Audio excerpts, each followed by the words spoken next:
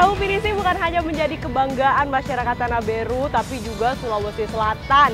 Perahu pinisi masuk ke dalam UNESCO sebagai warisan tak benda. Dan sekarang dengan senang hati saya ikut berlayar di kapal yang begitu megahnya, begitu besarnya. Semua layar sudah dikembangkan, tinggal berangkat. Ikuti jejak saya, Jajak Petualang. Keberadaan perahu pinisi membuktikan bahwa nenek moyang kita memang seorang pelaut yang tangguh. Terlihat dari bentuk perahu yang gagah sehingga dapat mengarungi luas samudra.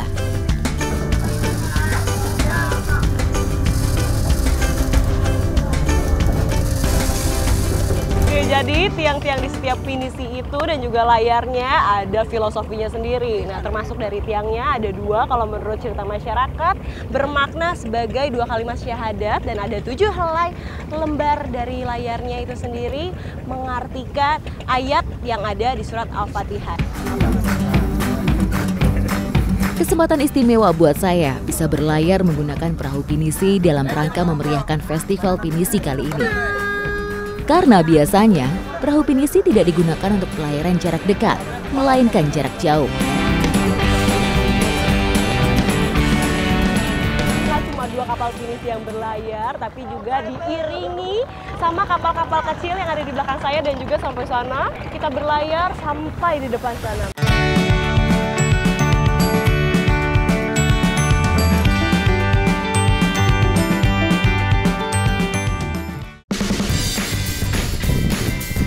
Salah satu sentra pembuatan perahu pinisi terletak di Kampung Tanah Beru, Bulukumba.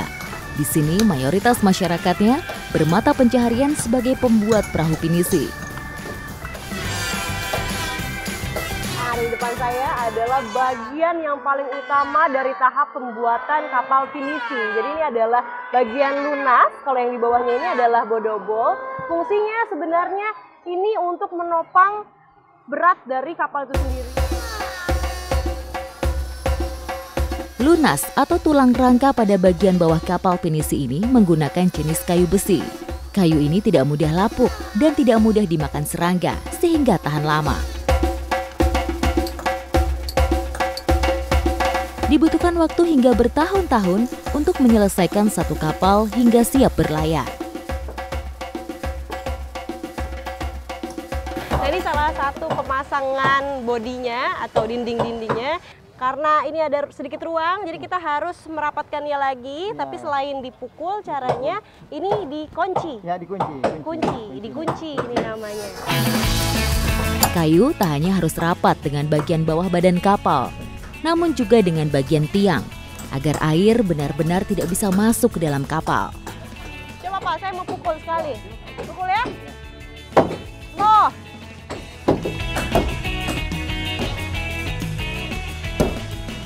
Jadi dari tadi saya pukul-pukul masih diangkat lagi nanti nih Pak. Diangkat lagi. Terus dipotong, pasang lagi, pukul lagi.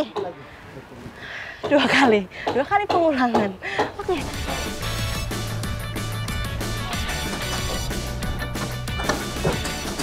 Nah, ini tahapan selanjutnya masuk ke tahapan pemasangan gading atau tulang. Sebelum pemasangan mur ini, hal terpenting yang perlu diperhatikan adalah proses pemotongan kayu dan pengeboran lubang. Untuk pembuatan dari gadingnya sampai pemasangan itu membutuhkan waktu yang cukup lama. Nah, ini aja udah hampir 4 bulan ya Om ya. Langkah selanjutnya adalah pemasangan tiang layar. Namun terlebih dulu dilakukan ritual peluncuran pinisi.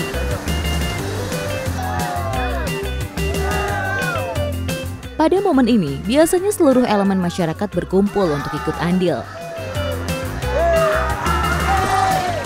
Ini dia momen yang saya tunggu-tunggu, yaitu anyorong lopi atau menarik perahu untuk pertama kalinya ke laut. Dan ini masyarakatnya rame banget.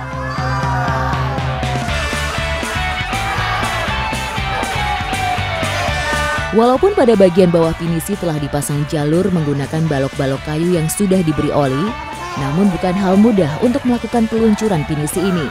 Dibutuhkan kekompakan dan kerjasama agar pinisi bisa bergerak.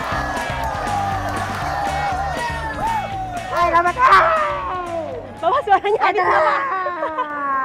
Bapak teriak-teriak suaranya sampai serak-serak. Itu artinya sebenarnya sebagai aba-aba dan juga doa supaya perahunya tetap jalan lurus ke sana. Jadi lebih mudah.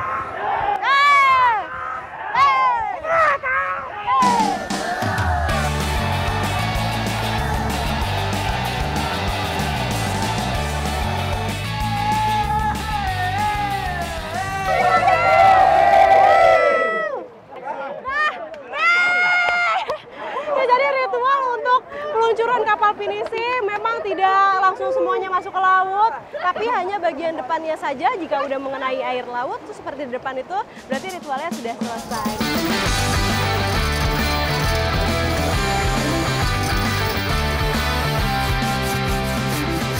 Jadi ini adalah tahap terakhir untuk proses pembuatan dari kapal pinisi, yaitu untuk mendirikan tiang. Kalau yang di atas itu harus lebih rendah dibandingkan yang di depan. Yang di depan itu harus lebih tinggi.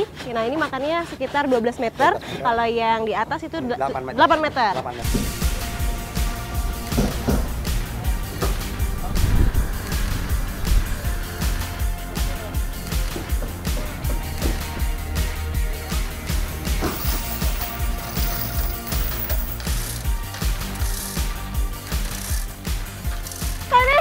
Yang tadi saya katakan, kita untuk menaiki tiangnya harus ditarik dari atas.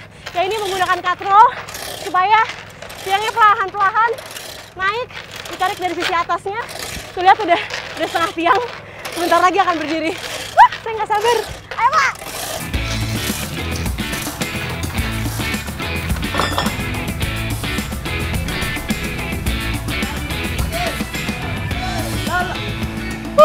Akhirnya selesai juga rangkaian dari tahap akhir pembuatan kapal pinisi. Ini di belakang saya tiangnya sudah berdiri dengan tegak.